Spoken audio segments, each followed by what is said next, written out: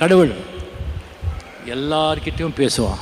முஸ்லீம் அண்ணா அல்லாஹ், Christians அண்ணா Jesus, கரிமாரி அம்மா, அம்மன், முருகன், யார் யார் பக்தர், அந்த இறைவன் மெதுவாக உங்கள் காதில் என்ன செய்யணும், என்ன பண்ணணும் சொல்லி அந்த குரல் சொல்லும், குரல் கேட்கும். இதில் ப்ராப்ளம் என்னன்னா, அதோடு சேர்ந்து இன்னொரு குரலும் கேட்கும், பேசும்.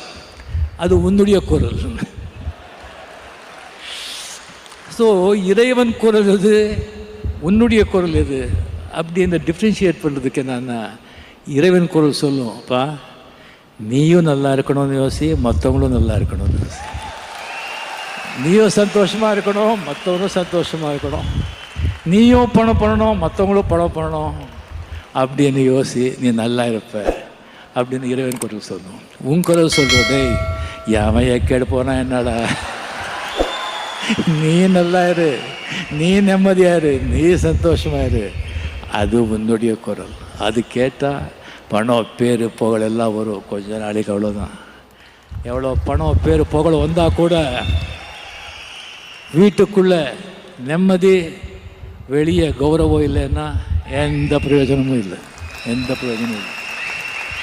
நான்